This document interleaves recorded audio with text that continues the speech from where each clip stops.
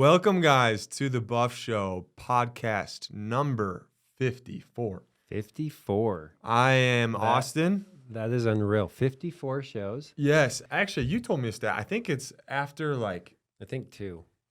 two podcasts, most people they're done with it. They abandon it, forget about it. But 54, that's impressive. That is impressive. We're saying that now, but at 150, we're gonna be like 54 was nothing. Yeah, we'll be on like 700. So Still this going is strong. Who are you? I mean, you guys might have seen him a time or two on the show. Peyton Anderson. We got a good little market update coming your way. Yeah. Let's jump into it. So we're going to be reviewing. We're filming this in November. We're going over October numbers. Why don't you give us an update where rates are and everything? Yeah. We had some good news, right? In the rate world. Yeah, we do. So this rate news or rate change, it's not going to show in the numbers we're going to go over today, right? I do expect when we do this in a month from now that some of these indicators are going to be affected by this subtle rate change. But so your conventional 30-year loan, what I would guess most people are doing, one of the most common loan types, that has gone down recently. We're at 7.1% now. 7.1. Yeah. And we were like mids a while ago. Yeah. 7.5 just a week or two ago, a couple weeks. So your FHA or VA 30-year loan, that's at 6.6%. Honestly, that doesn't even sound that bad. No. Now that we're used to mid sevens. Yeah, when we get into like the sixes again, people are going to feel pretty amazing. Yeah. Yeah. We only have 0.1% on a conventional 30-year till we're in the sixes. Yeah. Like it could go quick. Yeah. If you're looking for an investment loan, the 30 years at 7.8%. Those are always higher than normal. And then there's a cool DSCR loan, but that one is at 8.6. Oh, man. Yeah. Still, I mean, that sounds really high. But again, DSCR, there's more risk to a lender. Right. So it's always higher than the rest. So, well, that's good news. We've been needing some good news like that. Yeah. Because we were just going over our numbers and we're like, man, there's not a whole lot of things to report here. Right. You know, like the market's still kind of just chugging along, fairly plateaued, but we got some good stuff we're going to go over today. So just jumping into new listings. So this is just a count of the properties that have been newly listed on the market in a given month. So October of 2022, we were 4,300. We're down to 4,100. So we're actually down 5% comparing month to month within the past year. I mean, that's a fairly big change, 5% decrease. We're still up, like feeling a lot better than where we were when in the heat of things, when we were at 2,000 new listings. So we have more inventory, but still not a ton and not a lot coming up. So, yeah. So pending sales from last October to this October, we actually have 2.8% more pending sales, which that's kind of interesting. That's good. I mean, well, pending, I mean, is kind of indicative to what's going to be happening, in November, right? True. Yeah. What's going to close in November. Yeah. Yeah. And this what happened before rates dropped. But I've heard like there's been kind of a rush of mortgage applications and stuff like that from a few different lenders just saying, hey, we're getting a lot more applications with the drop. Really? Yeah. So, I don't know, 2-3 weeks ago, I heard the stat that new mortgage applications were at like an all-time low from the past 30, maybe 40 years. Yeah. So you're saying within the last week or two, people have started. Yeah. Cool. Good to know. I mean, it's probably coming from a place of like bottom. Yeah. And they're like, oh, we got some like a rush of mortgage applications, but that's true. It's still good. So we got a few more pending sales, which is good. Closed sales. So count of the actual sales that close in the given month, 0.4% increase. So like, again, pretty stagnant. Not 4%, but 0.4, less than half of a percent. So when we say like it's stagnant and it's been stagnant, like that's what we mean. Yeah. And coming from like 2020, probably midsummer, we were like 6,500 sales. That's crazy. In a given month. So over double. Yeah. So days on market until sale. This is the average number of days between when a property is listed and an offer is accepted. in a given month. So not when it actually gets sold, but just when an offer is accepted. We are up 8% from last year. So which is big. yeah, that's actually big. So to put it in a day's reference, so last year it took about 49 days, last October, 49 days to get an offer accepted on your property. Well, now you're sitting at about 53 days. Yeah, on average. Yeah.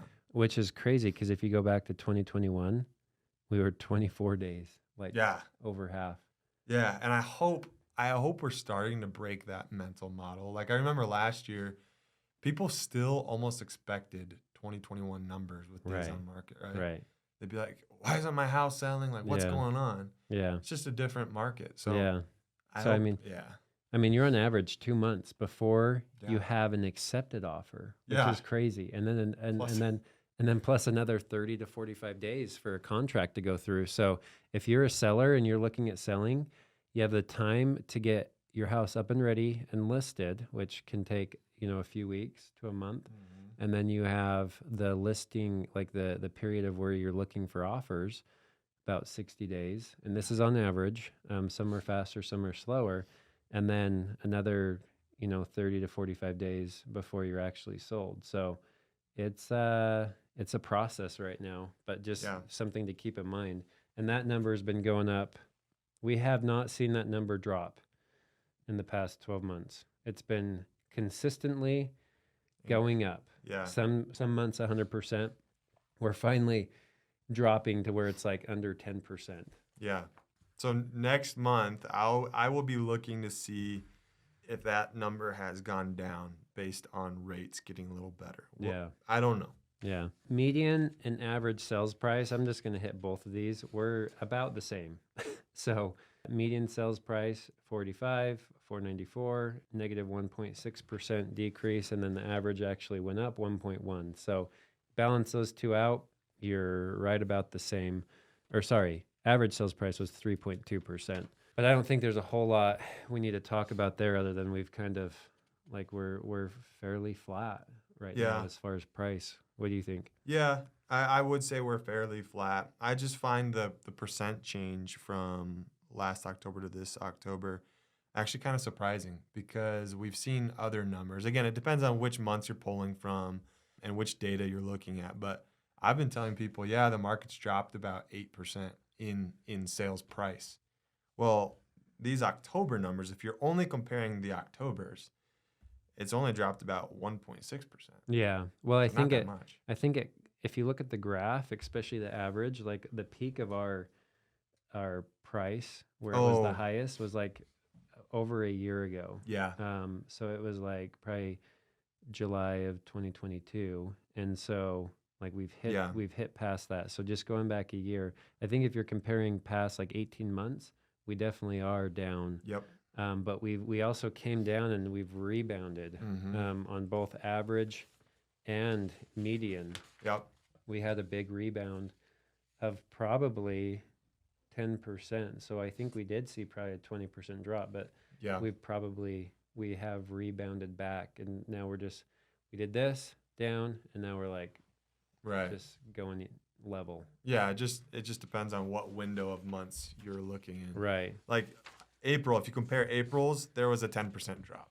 Yeah. So yeah, for sure. Percent of original list price received. So this is the percentage found when dividing a property's sale price by its original list price, then taking the average for all properties sold in a given month. So when we compare October 2022 to October 2023, we have a 1.1% increase. Or other way of saying it is sellers are getting 96% of what they're going on the market asking for, what their list price is. 96. It's pretty good. Yeah. Still. Yeah, and that does not include concessions. Right. So that's just the straight up dollar amount on the contract. Which is interesting because it's not uncommon to see $5 to $10,000 in concessions. Right. On top of a lower. Yeah. So that's interesting. Yeah. It'd be interesting to see if you had concessions wrapped into there. I think that number would be lower. That'd be an interesting number. Yeah. But again, we're up from, a year and a half ago. Like the bottom people were getting like close to 92% was kind of the low. Yeah. Is this a precursor to saying that the market is heating up? I don't know. You, I mean, we you, might be early to make that claim, right.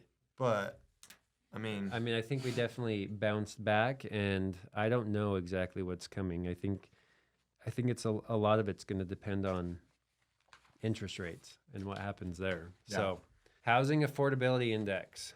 This is a fun one. So, basically, this is an index measuring housing affordability for the region. For example, an index of 120 means the median household income is 120% of what is necessary to qualify for the median price home under the prevailing interest rate. A higher the number means the greater affordability. So, like back in 2012, that was when things were most affordable. The index was like 190, and we are down to 64. So, the lowest it's ever been. And like speaking to what you were saying in the beginning, with these new rates, I think we'll see that bump back up slightly. yeah, But we have not seen it get more affordable in the past year here in Right. Utah, according to this index, right. Yep. which is annoying, but Yeah. it is what it is. I'm calling it right now. October is going to be the worst affordability month Ever? ever. And Well, you think I don't know about in the total of humanity, but so you're saying next month we're going to be yeah, positive yeah, yeah. In the last year, it has just never because rates been dropped slightly. just slightly. I mean, Right. you compare September, just a month, 2 months ago now, Yeah. to October, and it dropped 3. So it was 67, and it got even more non-affordable, or I guess less affordable, Yeah. in 1 month by 3 points.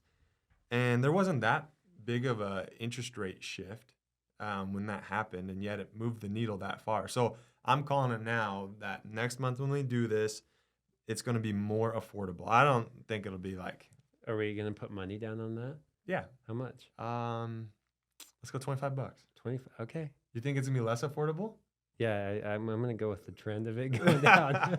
You're just saying that for a good debate, but am. I'll take it. Okay. It's easy money. I mean, it still has to come up. Yeah, I- I'm not saying it's gonna come up by a lot. No, it has to be in the positive. Like it's got to be plus 1% or something.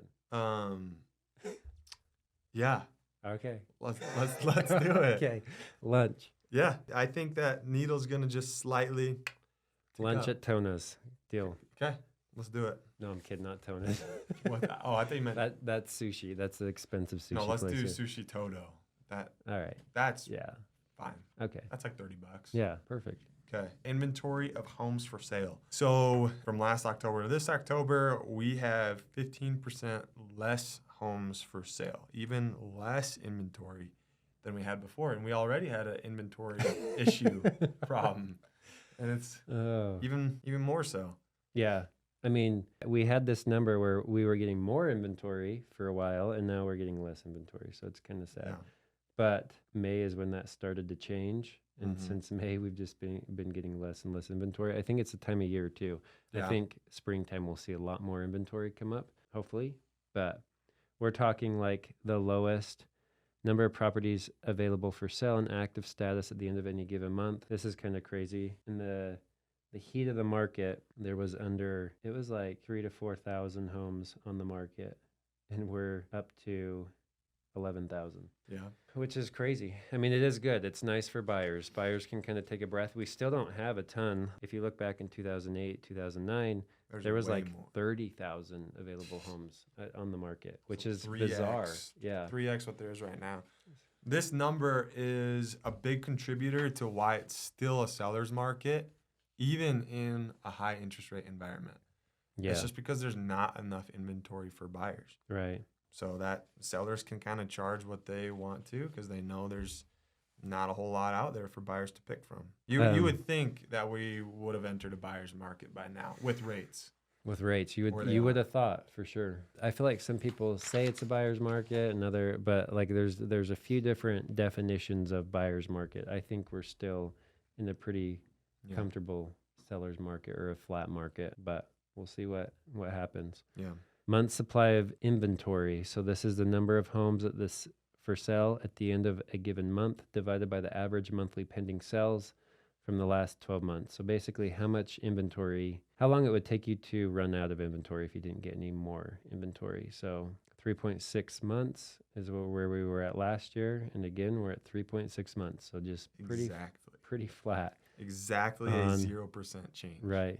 That's Which wild. is crazy. Yeah. Huh. I mean, I think there's a lot of numbers in there to get that. So it would take more to skew that number, but still a 0% change is kind of bizarre. Between 4 to 6 months is when that seller's market starts to transition to the buyer's market. Right. And so that's why people are still saying that it's a seller's market. Yeah. I mean, I've heard people say anything above 6 months, which is crazy. Yeah. Like that seems like that's a ton. Right. But we've been there in the past. When was the last time? Like, what were we? I want to look at, 2008, 9, 12. Yeah.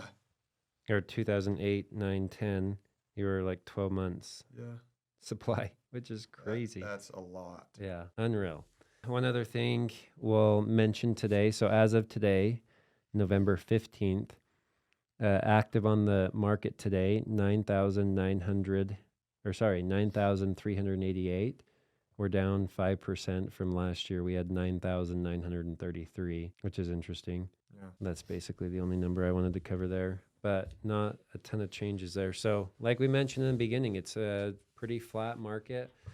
Still a good market, I would say. Like we're down from 18 months ago on sales price, but it hasn't been as big of a hit as I think everybody wanted it to be, or it depends on who you're talking to, buyers and sellers, but we're still pretty flat. Like we did this, came down, now we're just flatlining.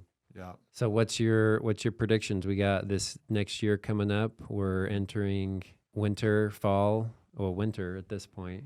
Yeah. What's your thoughts?